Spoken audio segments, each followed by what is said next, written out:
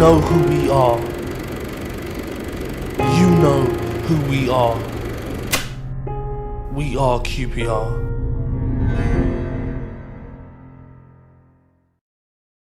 Ian Gillard enjoyed a long and fantastic career at QPR, which spanned 3 separate decades.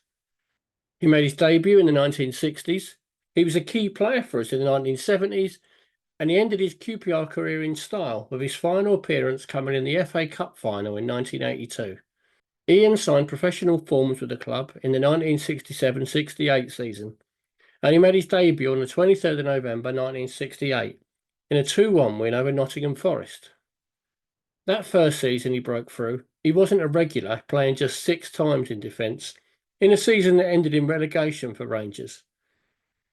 Now he learnt a lot from Jim Langley, who was another long-serving left-back at the time, and ahead of him in the pecking order. Langley would give advice to a young Ian Gillard, which would help shape him into one of our greatest ever fullbacks.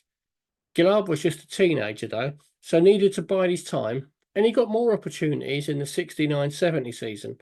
Playing at left-back, he featured 20 times and got his first goal for the club in a 2-1 win over Cardiff City. Over the next 2 seasons, he was in and out of the side a bit, as Rangers won promotion back to the top flight. Gillard, though, was becoming frustrated with his performances and his lack of game time, before manager Gordon Jago offered him a chance to leave the club. Speaking in the Loftus Road Legends book, Ian told the story. It was very frustrating because I kept picking up injuries and wasn't playing particularly well. I got very frustrated with myself. Gordon Jago turned round as manager one day and said he had a couple of offers for me and asked if I'd be prepared to leave. He said the teams were Oxford and Reading, and he offered me the choice. But then he added, "Are you prepared to stay at QPR and fight for your place?" I told him I was prepared to stay and fight if he gave me the chance. And in the space of 2 weeks, I was back in the first team. I told myself that no bastard was going to get back in my position again, and I stayed there.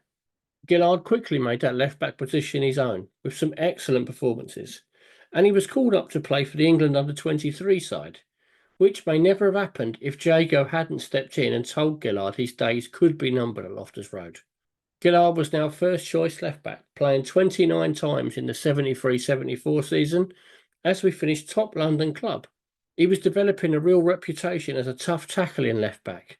His trademark tackle was to show the opponent on the outside and then slide in to win the tackle with his trusty left foot. He was also a threat at set pieces, and in the 74-75 season, he had his best goal-scoring year, scoring 3 goals from defence, including an equaliser up at Newcastle in a 2-2 draw. He was never a rampaging attacking wing-back, but Gillard was a very solid defender who was good on the ball and able to fit easily into Dave Sexton's policy of total football. Suddenly dropping his shoulder and turning inside, he could release a ball down the wing for Dave Thomas or lay it off into midfield. Sexton's arrival had seen a different style of play and one that Gillard enjoyed playing in. The most exceptional coach that I've had, and I owed him a lot for what he'd done for me. Changed my game, and you could talk to him, and that was nice. And he got the response out of the players. And he brought a couple of players in. He was very shrewd. He brought in Don Masson, Johnny Hollins, players like that. And, all right, a lot of experience, but we deserved to win that league that year. Now, Gillard was an integral part of our 75-76 team. And he's often overlooked due to the presence of such flamboyant flair players in that team. Whilst the headlines and the glory went to those great attacking players, the team would not have done so well without the work rate and reliability of Ian Gillard, which allowed the team to function as well as it did. He was part of a brilliant back four, with Dave Clement, Frank McClintock and Dave Webb, whilst Phil Parkes completed the unit in goal. Well, it was terrific. I mean, we had the goalkeeper, we called him Big Man. He was an exceptional goalkeeper, and he should have won more England caps, but because there was Shilton there and Ray Clements, he was a bit limited, but he was one hell of a keeper. The back four, Dave Clement, I mean, sad thing that happened, but what a player, and he deserved his England caps. We was a unit. We had two two oldies with Frank and Davey Webb. They helped me and Dave. They knew exactly what to do, and we gelled all together. All right, there were certain times where, you know, teams were getting through us a little bit and scoring one or two goals, but overall it was a terrific setup. The whole lot was a terrific setup. Ian made 41 league appearances in that unforgettable season, and only Phil Parkes played more times that season. In fact, the one game Ian missed was a 1-1 home draw with Birmingham City at the start of September. Who knows, if Ian had played, that point might not have been dropped, and the whole season could have had a very different ending. Going into that season, though, Gillard was confident that we were going to do well. We knew before the season started with Dave taking charge of the team, introducing different things. We knew that something was going to happen, and even Stan, he knew what was going on, because he went down to the betting shop and he had a big bet. Having played 5 games for the England under-23s, Ian was selected for his full England debut against West Germany at Wembley on the 12th of March 1975. England won the game 2-0, and he continued his international career with caps against Wales at Wembley and played alongside Jerry Francis away at Czechoslovakia in a very eventful European Championship qualifier. The match was abandoned after just 17 minutes due to fog and rearranged for the following afternoon.